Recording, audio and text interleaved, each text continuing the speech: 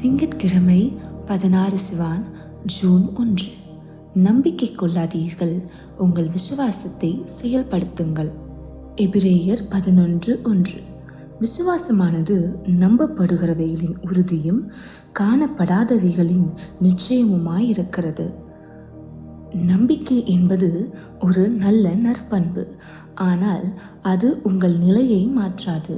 விசுவாசத்திற்கும் நம்பிக்கைக்கும் இடையே வித்தியாசம் உள்ளது. நம்பிக்கை என்பது எதிர்காலத்தை பற்றியது, ஆனால் விசுவாசம் என்பது இப்பொழுதே கிரியையை செய்வது. இதை இந்த கோணத்தில் புரிந்து கொள்ளுங்கள். ராஜாவாகிய இயேசு ஜாதிகளின் நம்பிக்கையாக முன்னறிவிக்கப்பட்டார். அவர் இஸ்ரவேலின் நம்பிக்கையாக இருந்தார். அவர் இரட்சிப்பின் நம்பிக்கை என்று அழைக்கப்பட்டார்.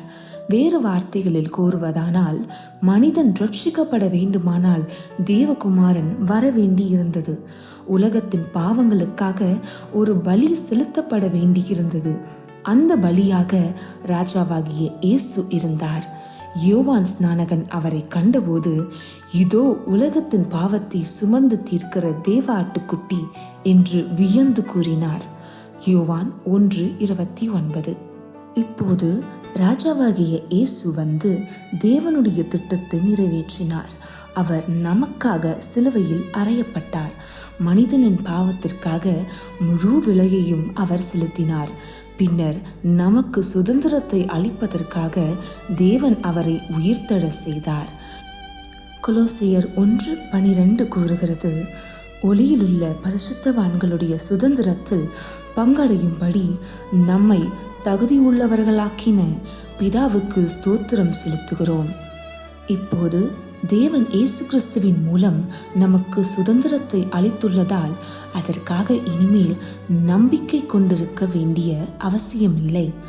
நம்பிக்கை ராஜாவாகிய இயேசு வந்து தேவன் நமக்கு கொடுக்கவும் செய்யவும் அனுப்பிய அனைத்தையும் முழுமையாக நிறைவேற்றிவிட்டார். ஹல்லேலூயா! நீங்கள் தேவனிடம் விரும்பிய அனைத்தும் இயேசு கிறிஸ்துவில் நிறைவேற்றப்பட்டு முடிக்கப்பட்டு உங்களுக்கு வழங்கப்பட்டு விட்டது. நீங்கள் இப்போது உங்கள் விசுவாசத்தை செயல்படுத்த வேண்டும். என்றாவது ஒரு நாள் இந்த வியாதி என் உடலை விட்டு நீங்கும் என்று நம்புகிறேன் என்று சொல்லாதீர்கள். நம்புவதை நிறுத்துங்கள். உங்கள் விசுவாசத்தை செயல்படுத்துங்கள். உங்கள் நிலை மாற வேண்டுமானால் அது விசுவாசத்தினால் மட்டுமே நடக்கும். விசுவாசம் இப்பொழுதே அதை பெற்றுக்கொள்ளுகிறது. தேவனுக்கே மகிமை உண்டாவதாக. தீர்க்கதரிசன அறிக்கை. என் விசுவாசம் செயல்படுகிறது. அது இப்பொழுதே ஜெயம் கொள்கிறது.